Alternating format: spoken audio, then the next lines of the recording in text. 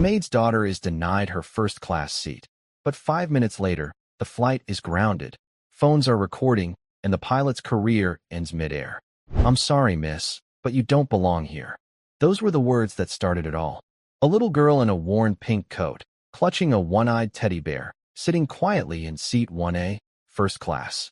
Around her, the air smelled of leather, money, and quiet judgment. One flight attendant's decision, one captain's pride, one misunderstanding that would bring an entire airline to its knees. No one on Flight 714 knew that the smallest passenger on board carried a name that would echo all the way to Washington. What started as a routine flight from Dallas to D.C. ended as a national reckoning. This is the story of how a maid's daughter in seat 1A grounded a plane, silenced a captain, and reminded a nation what true honor looks like. Just before we dive in, let us know in the comments where you're watching from today. We love seeing how far these stories reach. And make sure you're subscribed so you don't miss tomorrow's special video. Now let's jump back in. Enjoy the story. A little girl in a worn coat should not be in first class. This was the one unshakable truth in senior flight attendant Brenda Miller's world. Yet, here the girl was, a small, blonde-haired island in the vast, plush sea of seat 1A. Her name was Emily. She was 11 years old, and she was about to bring the nation's fourth-largest airline to its knees. The cabin of American Legacy Air Flight 714 was a quiet hum of expensive cologne and quiet importance. Businessmen in tailored suits reviewed spreadsheets on glowing laptops. A woman with perfectly manicured nails and a silk scarf draped just so flipped through a glossy magazine, her diamond bracelet catching the morning light. The air itself seemed filtered, scrubbed clean of the ordinary world. It smelled of leather, privilege, and the faint, sterile scent of recycled oxygen. Then there was Emily. She sat perched on the edge of the enormous seat, her small sneakers not quite reaching the floor. She wore simple blue jeans, faded at the knees, and a pink coat that, while clean, had seen better winters. In her lap, she clutched a brown teddy bear with one-button eye and fur loved thin in patches. His name was Major Ted. He had been a gift from her grandfather, and he was her silent, steadfast co-pilot on this journey. Brenda Miller watched from the galley, her lips pressed into a thin, disapproving line. She had been flying for 19 years. She had served movie stars, politicians, and titans of industry. She had a sixth sense for things that were out of place. And this child, this small, quiet girl in the airline's most prestigious seat, was as out of place as a sparrow in a flock of eagles. It had to be a mistake. A child from economy who had wandered up, dazzled by the wide seats and extra legroom. It happened sometimes. They were curious. You just had to be firm, but gentle, and guide them back to their proper place. She smoothed the front of her starched uniform, a practiced gesture of authority, and approached the girl. Her smile was bright, professional, and entirely fake. "Well, hello there, sweetie," Brenda began, her voice a sweet, condescending melody. "Are you a little lost? Your mommy and daddy must be looking for you." Emily looked up. Her eyes were a clear, serious blue. She did not seem intimidated by the uniform or the smile. "No, ma'am," she said, her voice soft but steady. "I'm in the right place." Brenda's smile tightened a fraction. "Oh, I'm sure you think so. This is a very nice seat, isn't it? But this is first class. Your seat is probably in the back. Can I see your boarding pass, honey? I'll help you find your way." Emily held up the ticket she had been clutching in her other hand. It was a stiff, cardstock ticket, not a flimsy piece of paper from a home printer. The lettering was crisp. "Vance, Emily. Seat 1A." Brenda took it, expecting to find an error. She examined it under the cabin light. Flight 714 to Washington, D.C. Correct date. Correct seat number. There was no mistake on the ticket. So, the mistake had to be how the ticket was acquired. Her mind raced through the possibilities. A misprint at the kiosk? A gate agent's colossal blunder? Or something else? Something less innocent. "This is a very expensive ticket, sweetie," Brenda said, handing it back. The condescending pet name was a habit, a tool she used to establish control. "Sometimes there are mix-ups in the computer. I'm sure your real seat is very comfortable, too. Why don't you come with me and we'll get this all sorted out?" She reached for Emily's hand. Emily didn't pull away, but she didn't move, either. She just held Major Ted a little tighter. "My grandpa told me to wait here," she said, her voice unwavering. He said a man in a uniform would come get me when it was time. He said not to move from this seat. Grandpa. The word conjured an image in Brenda's mind. A doting old man who had probably used all his retirement savings to buy his granddaughter a ticket he couldn't afford. He probably didn't understand the rules. He didn't understand that a child couldn't fly alone in first class without a guardian, without the proper paperwork. It was a security risk, a liability. That's very sweet, Brenda said, her patience beginning to fray. But your grandpa isn't here, and the rules are very clear. Now, are you going to come with me, or do I need to get the captain? The threat hung in the air. For most passengers, the phrase, get the captain, was the final word. It meant you had crossed a line. It meant you were now a problem. Emily looked down at her bear, then back up at Brenda.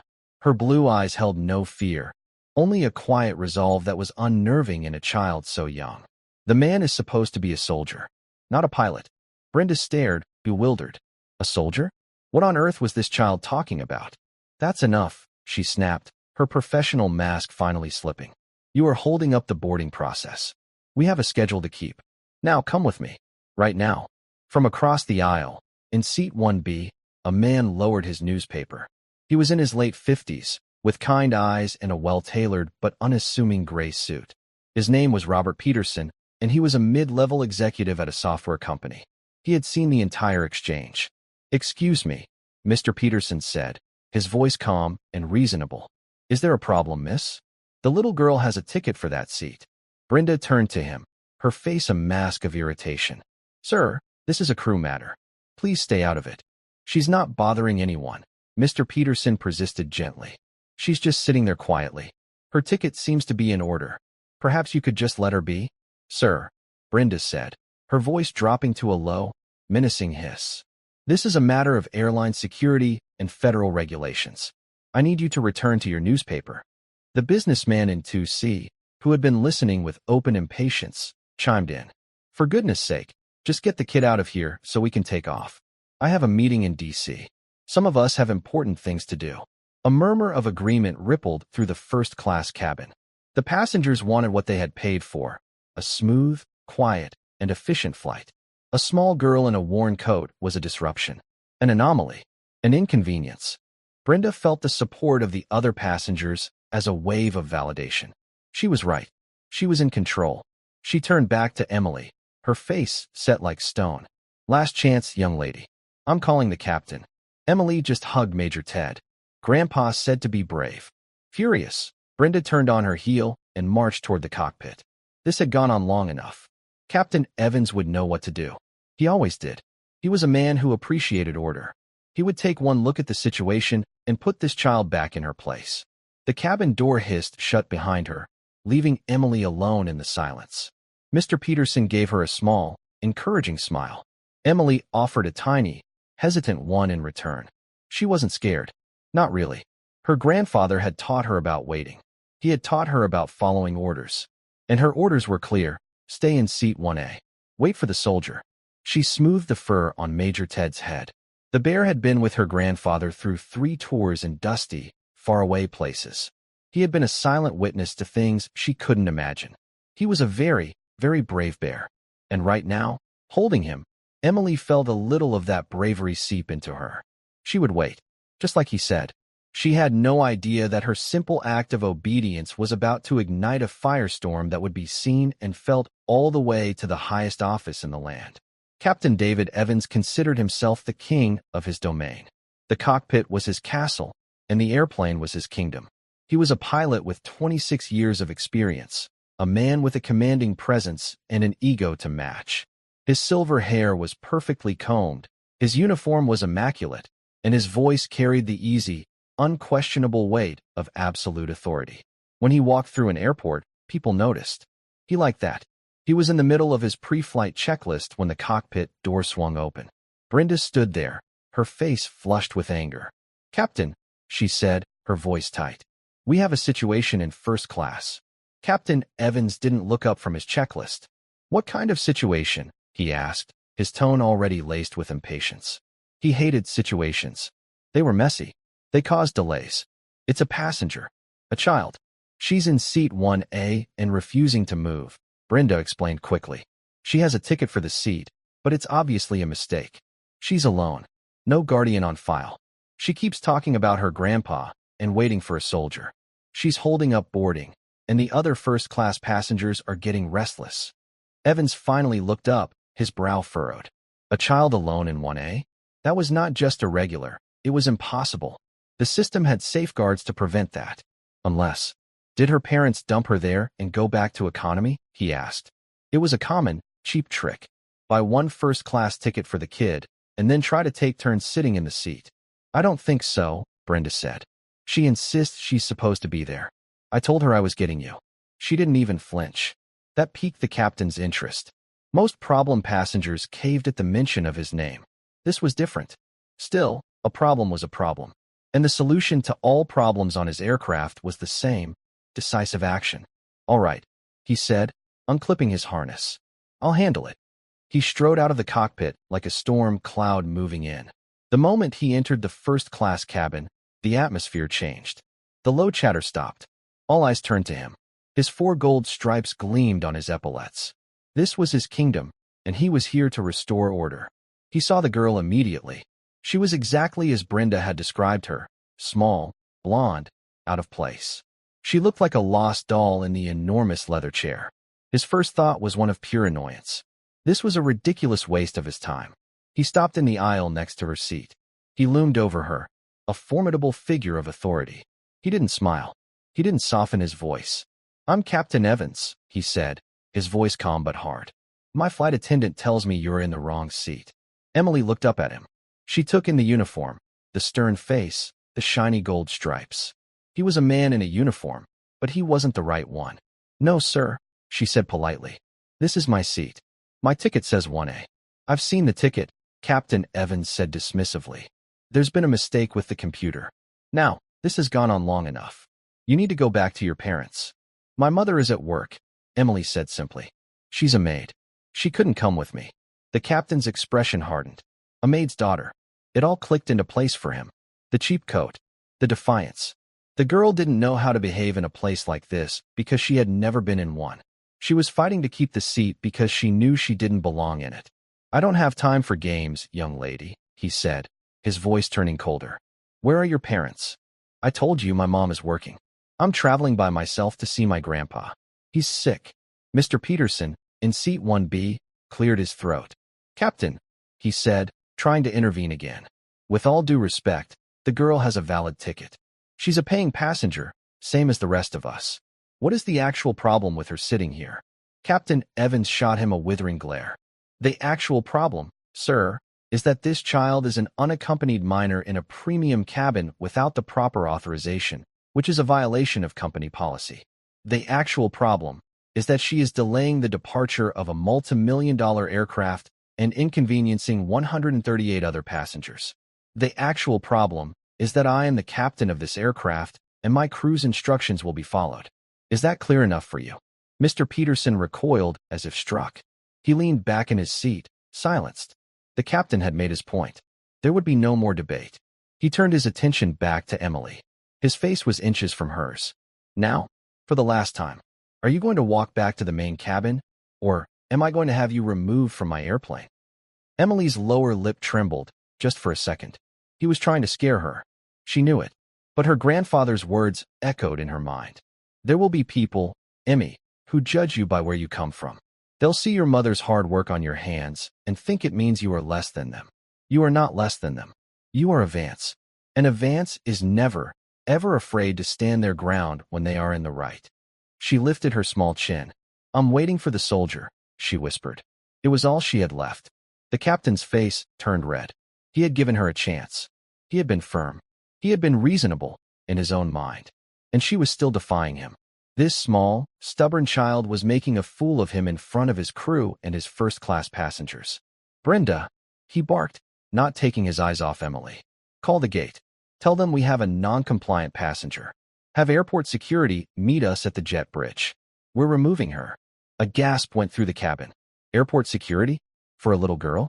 It seemed extreme, even to the impatient businessman in 2C. Several passengers began quietly recording the scene with their phones. This was no longer just an inconvenience. It was a spectacle. Brenda hurried to the service phone, her face a mixture of triumph and unease. She had won. The captain had backed her play, but a knot of discomfort was twisting in her stomach. It felt wrong. Deep down, she knew it was wrong. But she had come too far to back down now. She made the call. Captain Evans stood straight, crossing his arms over his chest. He was the picture of authority. "The decision has been made," he announced to the cabin, as if to quell any potential dissent. "We will depart as soon as this situation is resolved." Emily felt a tear slide down her cheek. She wasn't crying from fear, but from a deep, aching disappointment. Her grandpa had told her that uniforms meant something. They meant honor. They meant protection. This man's uniform seemed to mean nothing but anger. She hugged Major Ted to her chest and stared out the small, oval window. She didn't know what to do now. She had followed her orders, but it wasn't working. Maybe Grandpa was wrong. Maybe she wasn't brave enough. The jet bridge remained attached to the plane, a silent tube connecting the cabin to the terminal. The final boarding call had come and gone. The scheduled departure time of 9:15 a.m. ticked past.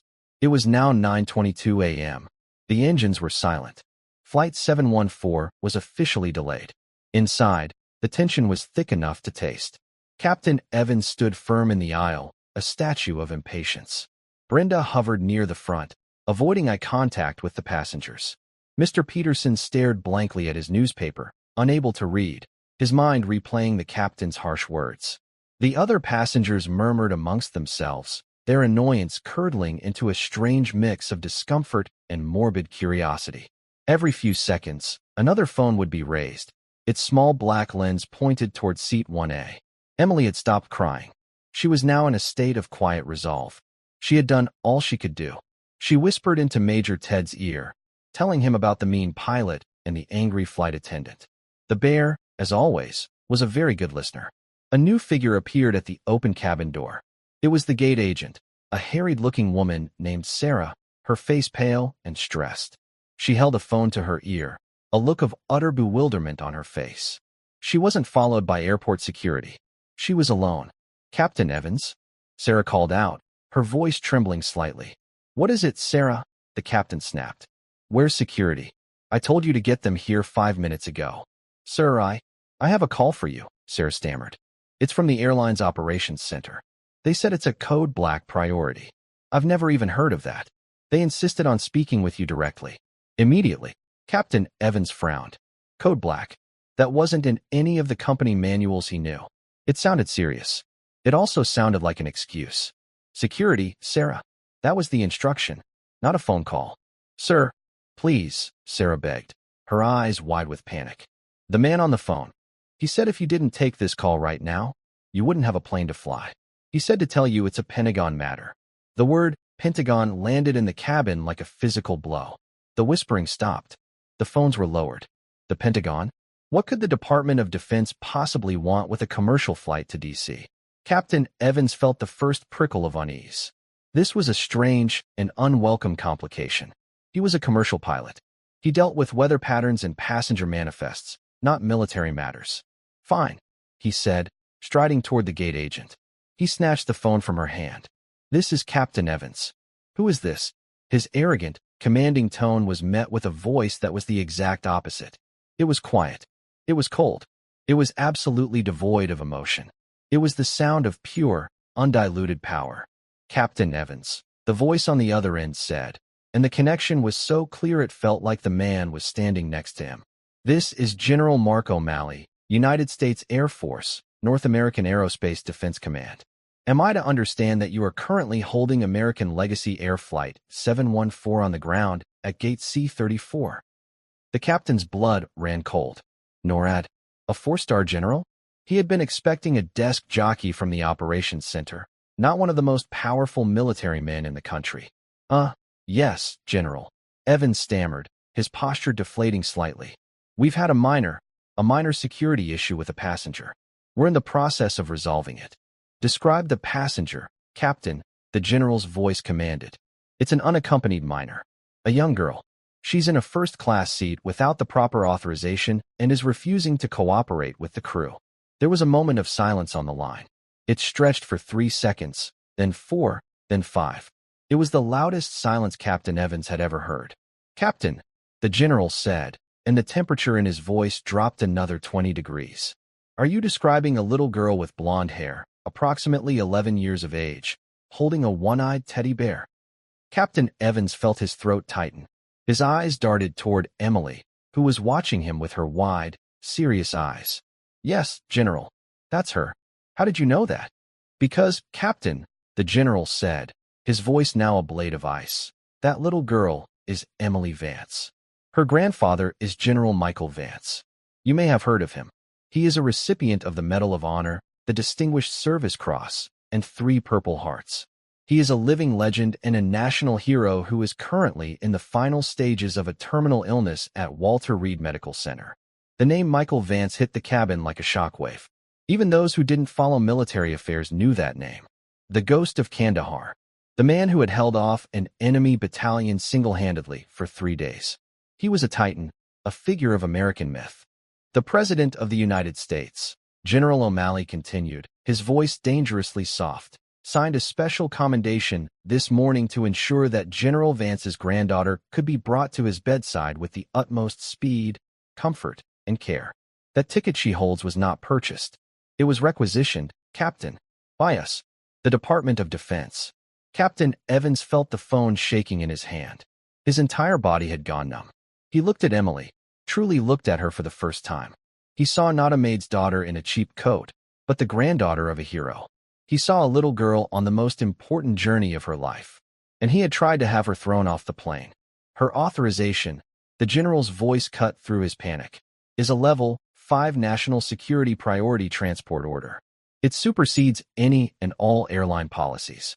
The order states that she is not to be moved, questioned, or disturbed for any reason. A military escort, a decorated colonel, is waiting for her at the arrival gate in D.C. He is the soldier she was told to wait for. Brenda, who had crept close enough to hear, put a hand to her mouth. Her face had turned a ghastly shade of white. The soldier. It was real.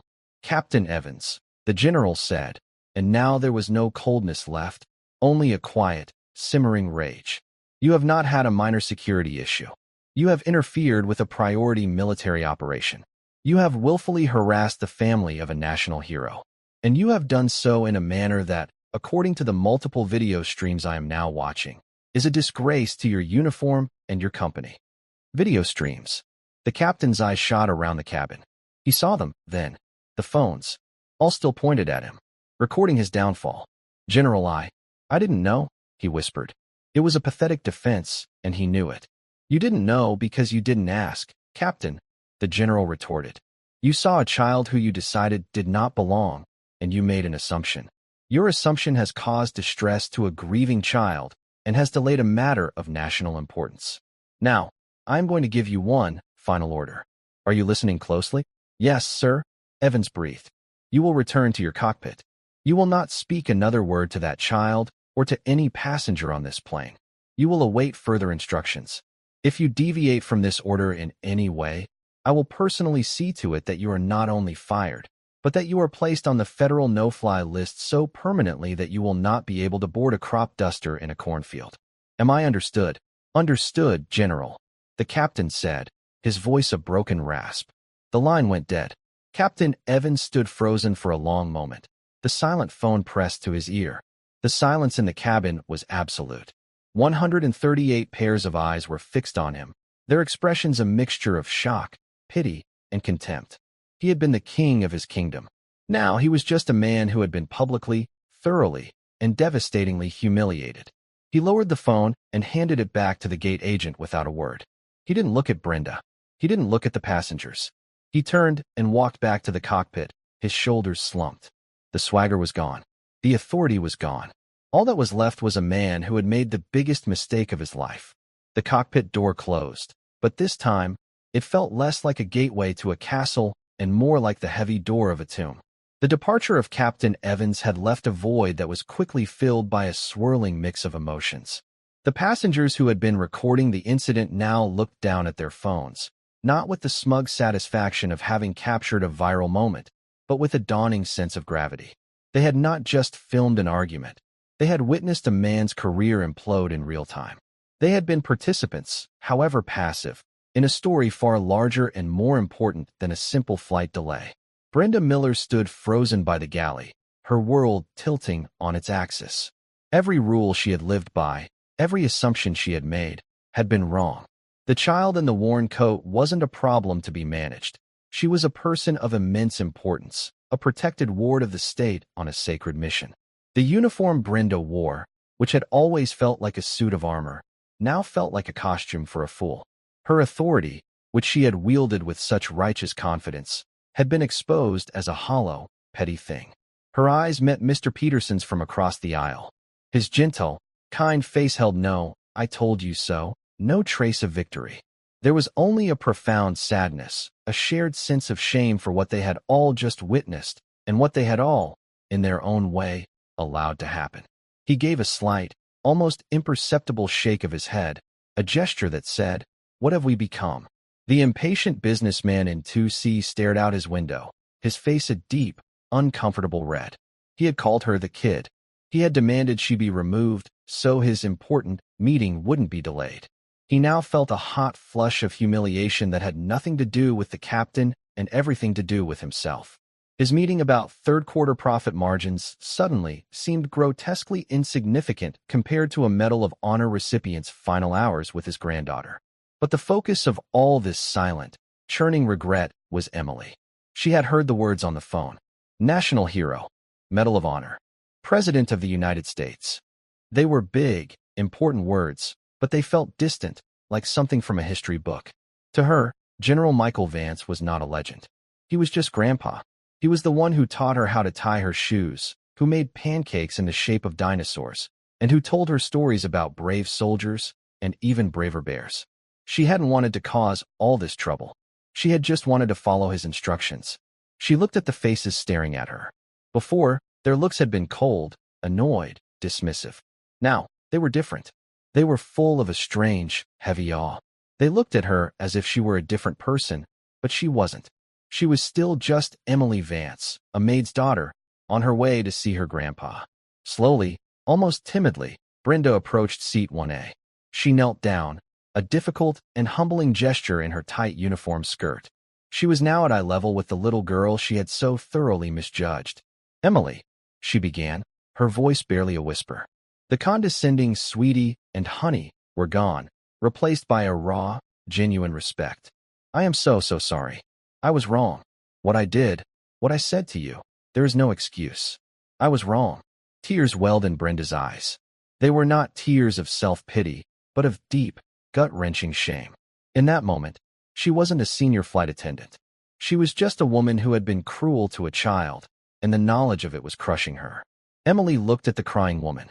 Her mother cried sometimes, too. Usually when she was tired, when her back ached from scrubbing floors, or when there wasn't enough money for the bills. Her mother's tears were quiet and exhausted. This woman's tears were loud and full of pain.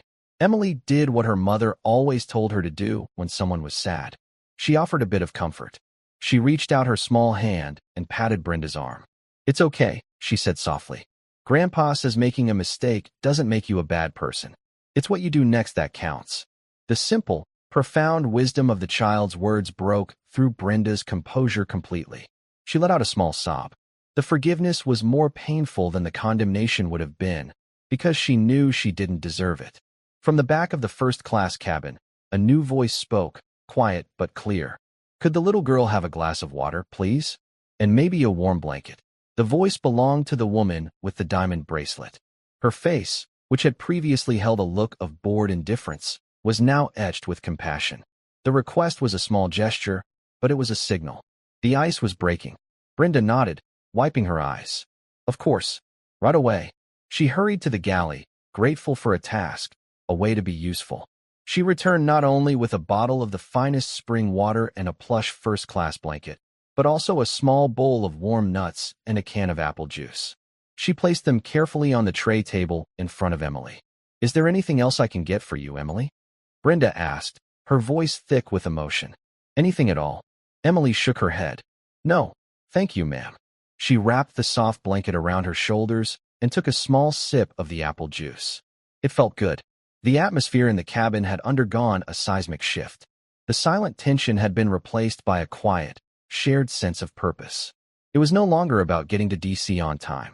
It was about getting Emily to DC. This flight was no longer a routine commercial trip. It had become a mission. The gate agent, Sarah, reappeared at the cabin door. She looked directly at Brenda. "The operations center just called back," she said, her voice now steady. "They're grounding the plane." A confused murmur went through the cabin. Grounding the plane? Why? The problem was resolved. "What do you mean?" Brenda asked. "They're not canceling the flight," Sarah explained, looking at her notes. "They're just changing it. They've delisted Flight 714 from the commercial schedule. It's now designated as a private government charter. The other 138 passengers are being rebooked on other flights with apologies and full compensation."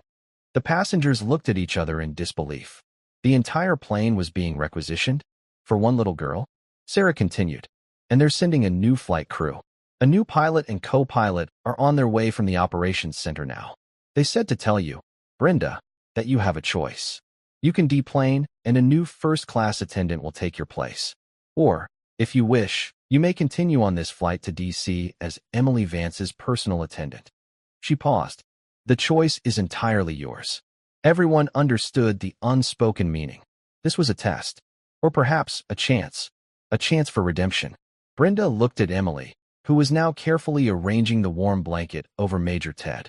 The little girl looked so small, so vulnerable, despite the immense power that now surrounded her. She was a child going to see her dying grandfather, and for a few hours, she was Brenda's responsibility. Not as a passenger, not as a seat number, but as a person. The words of the child echoed in her mind. "It's what you do next that counts." Brenda stood up straight, her resolve hardening. The shame was still there, a hot coal in her stomach, but it was now joined by something else, a fierce, protective determination. "I'm staying," Brenda said, her voice clear and strong, leaving no room for doubt. "I will be honored to see Miss Vance safely to Washington." She had made her choice. She didn't know if it would save her job. She didn't know if it would make up for the terrible mistake she had made. But she knew, with a certainty that settled deep in her bones, that it was the right thing to do. It was the first step on the long road back. The process of deplaning was surreal. One by one, the passengers from economy and business class filed past the first-class cabin, their eyes drawn to the small girl in seat 1A. They had been told only that the flight was experiencing a VIP transport situation that required the plane. They whispered and pointed, their faces a mix of confusion and awe. Then came the first-class passengers. As they gathered their expensive briefcases and designer bags, they each paused as they passed Emily's seat. The impatient businessman was first. He stopped in the aisle, his face still flushed. He looked down at Emily, his eyes full of a clumsy, unpracticed remorse. "Young lady," he stammered, I want to apologize for my behavior. I was out of line. Completely out of line. I wish you and your grandfather all the best." He nodded awkwardly and hurried off the plane, not waiting for a response. The woman with the diamond bracelet paused, too. She reached into her purse and pulled out a fine, silk scarf, the one she had been wearing earlier. It was a beautiful thing, patterned with soft blue flowers. "For your bear," she said softly, handing it to Emily. "So he doesn't get cold." Emily took it and carefully wrapped it around Major Ted's neck. It looked very distinguished. Mr. Peterson was the last to leave. He knelt beside Emily's seat, his kind eyes level with hers. "You are a very brave young woman, Emily Vance," he said. "Your grandfather has every reason to be proud of you.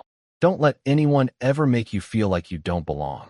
He gently squeezed her shoulder, gave her a warm smile, and then he, too, was gone. Soon, the plane was empty. All 138 other souls had vanished, leaving only Emily, Brenda, and the silent, waiting aircraft. It was strangely peaceful. The quiet hum of the auxiliary power was the only sound. Brenda moved through the now empty cabin, collecting discarded newspapers and empty glasses. The work was familiar, comforting.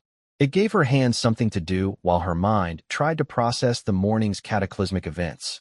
Her career, as she knew it, was over. Even if she wasn't fired, she would forever be the flight attendant who tried to kick a hero's granddaughter off a plane. The story was already spreading. She could feel it in the silent vibrations of the internet. By the time they landed in DC, she would be infamous. And yet, As she looked at Emily, who was quietly humming a song to her bear, a strange sense of calm settled over her. Maybe her old career was over. But maybe, just maybe, something new was beginning. A chance to be better. A chance to learn that respect wasn't something you demanded. It was something you earned. And true authority didn't come from a uniform or a title. It came from character. It came from kindness. It was a lesson she had learned in the most brutal way possible, from an 11-year-old girl in a worn pink coat. A half-hour later, 2 new pilots arrived. They were older men, with calm, serious faces and uniforms that seemed to carry a little more weight. The captain introduced himself as John Riley. He didn't mention Captain Evans. He didn't mention the incident. He simply came to seat 1A and smiled warmly at Emily. "Miss Vance," he said, his voice gentle and respectful. "It's an honor to be your pilot today. We're all fueled up and ready to go. We'll have you in Washington in no time." He then turned to Brenda. "Brenda," he said, his expression softening. "Good to have you with us. The tower has given us a direct, priority route. No delays. We're cleared for immediate takeoff as soon as you give us the all-clear." Brenda nodded, her throat tight. "We're ready, Captain." He gave a final, reassuring nod to Emily and returned to the cockpit. A few minutes later, the heavy cabin door thudded shut. The jet bridge retracted with a hydraulic hiss. The powerful engines began to spool up, their low rumble vibrating through the floor. Brenda went through the safety demonstration, her voice clear and practiced. But this time, she wasn't speaking to a cabin full of strangers. She was speaking to an audience of one. Her sole purpose, her only duty on this flight, was the safety and comfort of Emily Vance. As the plane taxied onto the runway, Brenda took the seat across the aisle from Emily. "Are you doing okay?" she asked softly. Emily nodded, looking out the window at the blur of runway lights. "I've never been on a plane before," she said, her voice a little smaller than before. "It's a wonderful feeling," Brenda said, her voice full of a genuine warmth Emily had not heard before. "It's like being a bird. For a little while, you get to leave everything on the ground behind." The engines roared to life. The plane surged forward, pressing them back into their seats. It was a thrilling, powerful rush. Emily gasped, her eyes wide with a mixture of fear and delight. She clutched Major Ted's paw. Brenda reached across the aisle and placed a reassuring hand on her arm. "It's okay," Brenda said, her voice a calm anchor in the storm of noise and motion. "I'm right here." And then, with a final, graceful lift, they were airborne. The ground fell away. The buildings and cars shrank to the size of toys. They climbed through a thick layer of gray clouds. And then suddenly, they broke through into a world of impossible, brilliant blue. The sun was dazzling, the sky an endless, perfect dome above them. Emily stared, mesmerized. She had never seen anything so beautiful. It was a world away from the gray, noisy city. It was a world away from the angry faces and harsh words in the cabin just an hour ago. Up here, everything was clean and bright and quiet. "Wow," she whispered. Brenda smiled, a real smile this time. "Wow, indeed." They flew on in comfortable silence for a while, suspended between the earth and the sun. Brenda brought Emily a coloring book and crayons she had found in one of the storage compartments. Emily spent the next hour carefully coloring a picture of a castle, making the towers bright pink and the flag a cheerful yellow. She was a child again, lost in a simple, pleasant task. As she colored, Brenda watched her, a question forming in her mind. Finally, she gathered the courage to ask it. "Emily," she began hesitantly, "your grandfather, General Vance, what is he like?" Emily didn't look up from her coloring. "He's the bravest man in the world," she said simply. "He tells the best stories. And he gives the best hugs. His hugs feel like a big, warm blanket." Her crayon paused. "He's sick now. Mom says his body is tired. But his hugs are still the same." The simple, loving description cut through all the mythology. He wasn't the ghost of Kandahar. He wasn't a national hero. He was a grandpa who gave the best hugs. "He sounds like a wonderful man," Brenda said, her voice thick. "He is," Emily said. She looked up from her picture, her blue eyes serious. "He told me that being brave doesn't mean you're not scared. It means you do the right thing even when you are scared." She looked Brenda right in the eye. "You were scared, weren't you? When you knelt down and said you were sorry." Brenda was taken aback by the child's perception. "Yes," she admitted, her voice barely a whisper. I was. I was terrified. But you did it anyway, Emily stated, as if it were the most obvious thing in the world.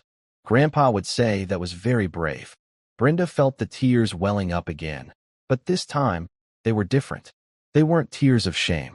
They were tears of a strange, painful, and beautiful kind of grace. A little girl, the very one she had wronged, was teaching her the meaning of courage. The rest of the flight passed quietly. As they began their descent into Washington, D.C., the world below slowly came into focus. The neat grids of suburban streets, the winding ribbon of the Potomac River, and then the iconic shapes of the monuments, gleaming white in the afternoon sun. Brenda pointed them out. See that tall white needle? That's the Washington Monument. And that big white house with all the columns is the Lincoln Memorial. Your grandpa used to work in a very important building not far from here, the Pentagon. Emily looked down at the city, the center of all the power and history she had only read about in books. It was her grandpa's world, and for the first time, she began to understand the weight of the name she carried. Vance. It wasn't just a name. It was a legacy. The plane touched down with a gentle bump. It didn't taxi to a crowded commercial gate. Instead, it rolled to a private, isolated part of the airfield where a single black car was waiting on the tarmac. Standing beside the car were two figures. One was a woman in a sharp business suit, her posture radiating efficiency. The other was a man in a crisp, dark green army dress uniform. He was tall and broad-shouldered, his chest a rainbow of service ribbons. On his shoulders were the silver eagles of a full colonel. He was the soldier. As the plane came to a stop and the engine spooled down, the cabin door was opened not by a jet bridge, but by a rolling staircase. The crisp, cool air of Virginia filled the cabin. Brenda unbuckled her seatbelt and stood up. She turned to Emily and helped her with her coat. Well, she said softly, we're here. She walked with Emily to the open door. The colonel on the tarmac looked up. His stern, professional face broke into a warm, gentle smile the moment he saw Emily. He walked to the bottom of the stairs and waited. Brenda knelt down one last time, so she was face to face with Emily. It was an honor to fly with you, Emily Vance, she said, her voice full of a sincerity that made it feel like a vow. Emily did something that surprised them both. She leaned forward and gave Brenda a quick hug. It was small and fleeting, but it was real. Thank you for being brave, she whispered. Then, she turned. With Major Ted clutched in one hand, she walked down the stairs, her small sneakers making soft sounds on the metal steps. She walked toward the waiting soldier, not with fear, but with a quiet sense of purpose. Her journey was almost over. She was here to see her grandpa, and she was right on time. Brenda watched from the top of the stairs as Emily reached the bottom. The colonel took a half step forward, then stopped and knelt, bringing himself down to her level, just as Brenda had done. The gesture was a mirror image, yet the meaning was entirely different. Brenda had knelt in shame. The colonel knelt in reverence. Emily Vance, he said, his voice a low, gentle rumble that was nothing like the parade ground bark one might expect. My name is Colonel Thomas Hayes. It is my profound honor to finally meet you. Your grandfather speaks of you often. Emily looked at his face. It was a kind face, with fine lines around the eyes that spoke of years spent smiling into the sun. He wasn't scary at all. He was just a man in a very neat suit. Is he okay? She asked, the question she had been holding in her heart for the entire journey. The colonel's smile softened with a sad, gentle honesty. He's waiting for you, Emily. That's all the okay he needs right now. He stood up and gestured to the open door of the black sedan. Shall we? We don't want to keep a general waiting. Emily nodded. The colonel took her small bag, the one containing a change of clothes and a book, and placed it in the trunk. He held the car door open for her. As she slid onto the cool leather seat, she looked back up at the airplane. Brenda was still there, a lone figure silhouetted against the bright cabin light. Emily raised her hand and gave a small wave. Brenda, her hand pressed to her heart, waved back until the car door closed and the plane was lost to view. The woman in the business suit was already in the driver's seat. I'm Ms. Albright, from the State Department, she said, her voice crisp and efficient. We'll have you at Walter Reed in 20 minutes, Miss Vance. The traffic has been cleared for us. As the car pulled away from the plane, Colonel Hayes spoke into a small radio. Eagle is in the nest. I repeat, Eagle is in the nest. Proceeding to destination. The response was a crackle of static and a simple, "Roger that, Falcon. Godspeed." It all felt very serious and important. Emily looked out the window as the car sped along a private access road, bypassing the main airport traffic entirely. They merged onto a highway where two police motorcycles were waiting, their lights flashing silently. They fell in line, one in front and one behind, creating a bubble of clear road for the black sedan. Cars in other lanes seemed to part for them, as if by magic. "Your grandpa is a very important man," Colonel Hayes said, noticing her wide-eyed stare. He seemed to understand that she needed context, a way to process the surreal nature of her journey. "I know," Emily said. "He's a hero." "He is," the colonel agreed. "But do you know what makes a hero, Emily?" She thought for a moment. "Doing brave things? Like in a war?" "That's part of it," he said. "But the real part, the part that matters most, is what comes after. It's about how you treat people when the war is over. It's about being kind when you could be cruel. It's about being humble when you have every right to be proud. Your grandfather, he taught a whole generation of us how to be soldiers. But he taught us more about how to be good men." He paused, looking out the window as the Washington Monument slid past. "He told me a story once. About a time he was a young lieutenant, just a boy really. He made a mistake, a bad one, and a private under his command got hurt. He never forgave himself. He visited that private in the hospital every single day. Long after the boy was healed and sent home, your grandfather kept in touch, wrote letters, helped his family. He knew that his rank didn't make him better than that private. It just made him more responsible. That's the kind of man he is." Emily listened, absorbing every word. She had always known her grandfather was special, but hearing it from this soldier, this man who so clearly revered him, made it real in a new way. It helped her understand the big, important words she had heard on the plane. It wasn't about the medals or the titles. It was about the man who gave the best hugs. The car soon turned off the main highway and passed through a large, guarded gate. They were on the grounds of Walter Reed National Military Medical Center. It was more like a college campus than a hospital, with manicured lawns and stately brick buildings. The car didn't stop at the main entrance. It followed a winding road to a private wing at the very back, a quiet, secluded building overlooking a grove of trees. When the car stopped, the door was opened by a man in a dark suit with an earpiece. An honor guard of two Marines in full dress uniform stood at perfect attention on either side of the door. They didn't move a muscle as Emily and the colonel passed, but their presence filled the air with a solemn, powerful dignity. Inside, the atmosphere was hushed. The air smelled of antiseptic and floor wax, but there was a warmth to the place, too. The nurses who passed in the hallway smiled at Emily, their eyes full of a deep, knowing compassion. They all knew who she was. They all knew why she was here. They took an elevator to the top floor. The colonel led her down a quiet, carpeted hallway to a single door at the very end. A Navy captain, a woman with silver hair and a kind face, was waiting for them. She was a doctor. "Colonel Hayes," she said, her voice soft. "Emily, it's so good you're here. He's been asking for you." "How is he, doctor?" the colonel asked quietly. The doctor's expression was gentle but grave. "He's comfortable, but he's weak. He's been saving his strength for this." She knelt down to look Emily in the eye. "He looks a little different than you might remember, sweetie. He's thinner, and there are a lot of machines in the room to help him breathe and make him comfortable. They might look scary, but they aren't hurting him. They're helping him. Do you understand?" Emily nodded, clutching Major Ted a little tighter. She wasn't scared. Grandpa had told her about this, too. "My body is an old truck, Emmy," he had told her on the phone a few weeks ago. "The engine is worn out, and it's time to park it in the garage for good. But the driver is still me, and the driver can't wait to see you." "I'm ready," Emily said. The doctor smiled and opened the door. The room was filled with the soft, afternoon light streaming through a large window. And in the center of the room, in a bed propped up with pillows, was her grandpa. He was just as the doctor had described. Thinner, pale. A clear tube ran to his nose, and the soft, rhythmic puffing of a machine was the only sound in the room, apart from the quiet beeping of a heart monitor. But his eyes, the same clear, serious blue as her own, were open, and they were fixed on the door. When he saw her, a light came into those eyes that no machine could ever measure. It was a light of pure, unadulterated love, a slow, Weak smile spread across his face. "There she is," he whispered, his voice a dry, papery rustle. "There's my girl." Emily didn't run. She walked slowly, quietly, to the side of the bed. The colonel and the doctor stayed by the door, giving them their space.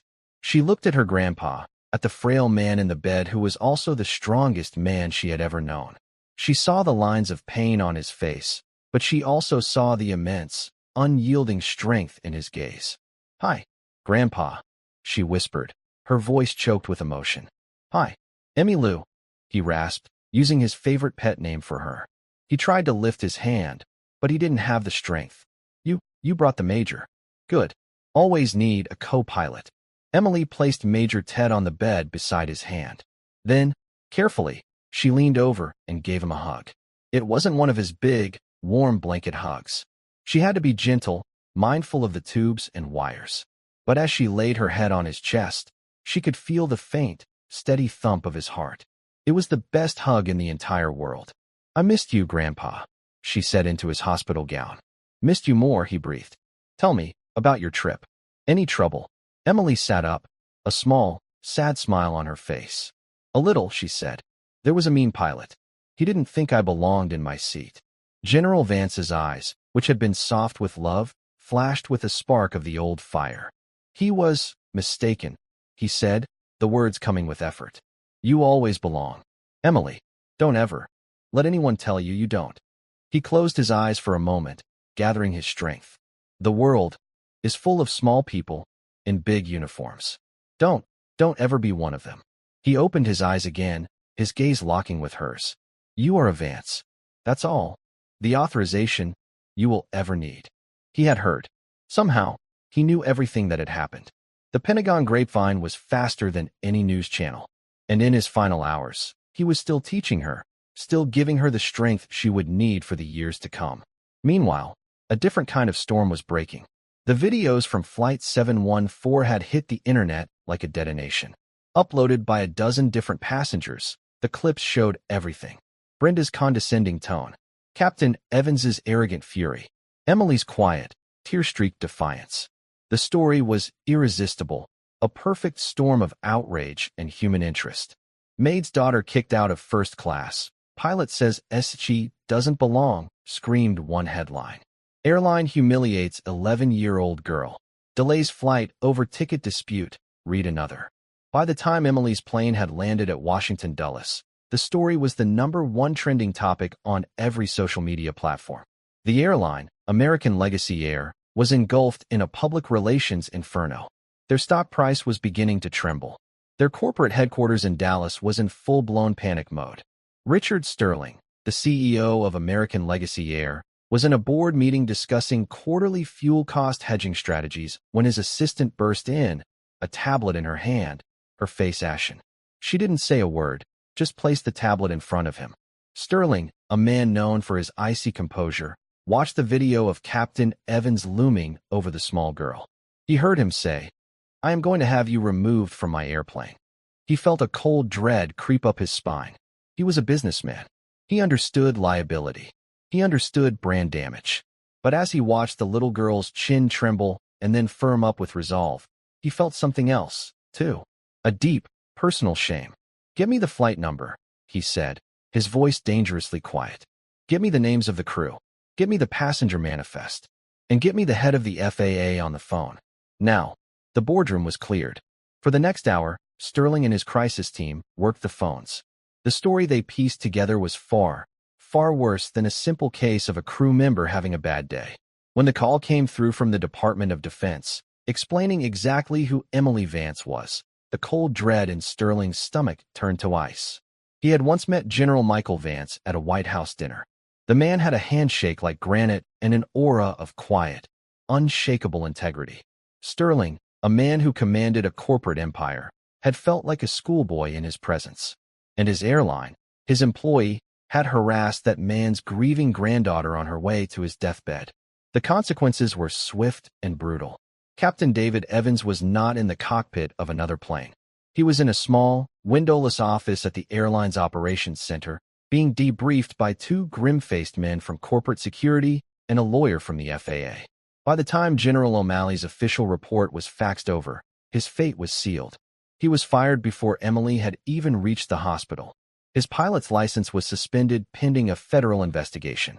His kingdom was gone. His career was over. He was escorted from the building, a king dethroned, stripped of his stripes and his pride.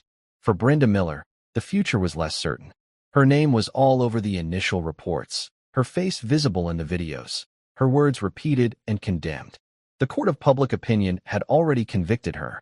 But Richard Sterling had also read the reports from the new flight crew. He had been told about her apology. He had learned that she had chosen to stay with Emily, to see her mission through. He had heard, via a quiet back channel from the Pentagon, the child's own words. She was scared, but she did it anyway. Grandpa would say that was very brave. Sterling was a CEO, but he was also a father. He made a second decision. Brenda Miller would be suspended, pending a full review. She would be required to undergo intensive retraining in de-escalation and passenger sensitivity. But she would not be fired. Her mistake had been grievous, but her repentance, it seemed, had been genuine. What you do next is what counts. Back in the quiet hospital room, none of this mattered. The world outside, with its firestorm of news alerts and corporate panic, faded away. All that existed was the space between a grandfather and his granddaughter. They didn't talk much more. He was too tired, but they were together. Emily held his hand, her small, warm fingers wrapped around his thin, cool ones. She told him about school, about her mother's new haircut, about the funny thing the neighbor's dog had done. He just listened, his eyes closed, a faint smile on his lips. As the sun began to set, casting long, golden rays through the window, General Vance opened his eyes one last time. He looked at Emily, his gaze clear and full of a love that was as vast as the sky. "So proud of you, Emmy," he whispered. "So proud." And then, with his granddaughter's hand in his, the old soldier, the national hero, the man who gave the best hugs, quietly and peacefully, let go. The beeping of the heart monitor changed to a single, steady tone. It was a sound of finality, an end to a great and noble life. Emily felt the faint pressure of his hand relax. She knew he was gone. She didn't cry. Not yet. The tears would come later. For now, she just sat, holding the hand of the bravest man she had ever known. Colonel Hayes quietly entered the room and placed a gentle hand on her shoulder. The journey was over. A new one was about to begin. But she was not afraid. She was a Vance. And a Vance is never, ever afraid to stand their ground when they are in the right. She had all the authorization she would ever need. And that's where we'll end the story for now. Whenever I share one of these, I hope it gives you a chance to step out of the everyday and just drift for a bit. I'd love to know what you were doing while listening. Maybe relaxing after work, on a late-night drive, or just winding down. Drop a line in the comments. I really do read them all. And if you want to make sure we cross paths again, hitting like and subscribing makes a huge difference. We are always trying to improve our stories, so feel free to also drop your feedback in the comment section below. Thanks for spending this time with me.